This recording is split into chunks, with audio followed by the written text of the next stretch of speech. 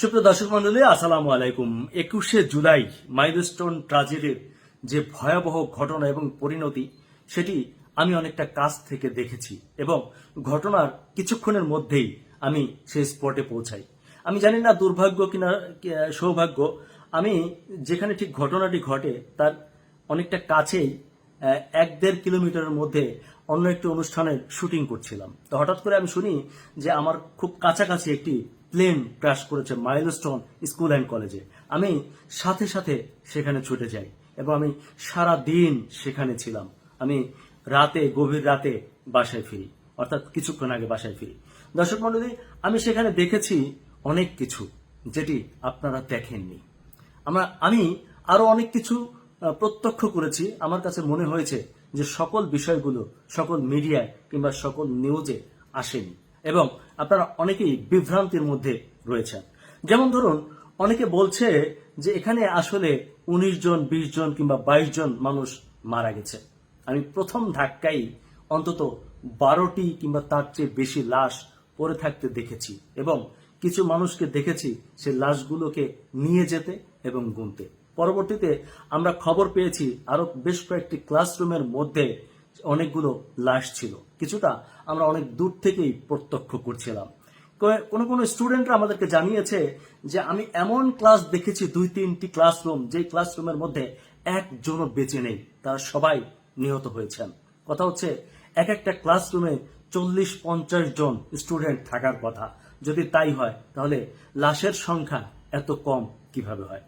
এটি নিয়ে একটি কনফিউশন দেখা দিয়েছে। তবে আমরা আশাবাদী, আমরা এখনো আশা রাখছি যে যেহেতু এখানে বাংলাদেশ সেনাবাহিনী আছে, বিমান বাহিনী আছে এবং ওনাদেরও ব্যাপক ক্ষয়ক্ষতি হয়েছে, এখানে লাশের সংখ্যা কমিয়ে দেখে হয়তো কারোরই স্বার্থ নেই।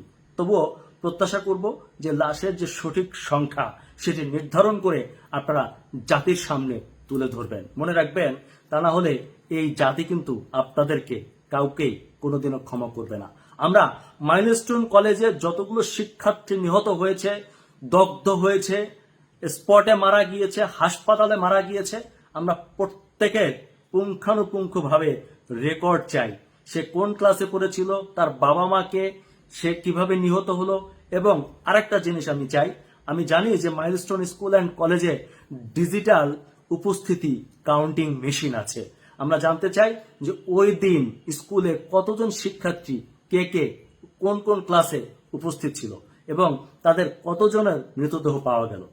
এই কথাটি আমি কাউকে টার্গেট করে বলছি না, তবে অনেকে সন্দেহ করছেন যে এই বিষয়টি নিয়ে একটি রাজনীতি হতে পারে। দর্শক মন্ডলী, আপনাদেরকে জানাতে চাই, বাহিনীতে যারা আছেন সবাইকে বলতে চাই, এই দেশে লাশ নিয়ে বহু রাজনীতি হয়েছে। আমরা অন্তত আমাদের সন্তানদেরকে নিয়ে আর কোনো রাজনীতি এই দেশে দেখতে চাই না। আমরা চাই যেন এটির একটি সুষ্ঠু তদন্ত রিপোর্ট আমাদের কাছে আসে এবং সত্যিকার অর্থে যারা নিহত হয়েছেন তাদের একটি তালিকা আমাদের কাছে স্পষ্ট হয়। আমরা যেন কোথাও থেকে অভিযোগ শুনি না যে এমনটি হয়নি, এমনটি হয়েছে কিংবা কম বেশি করা হয়েছে।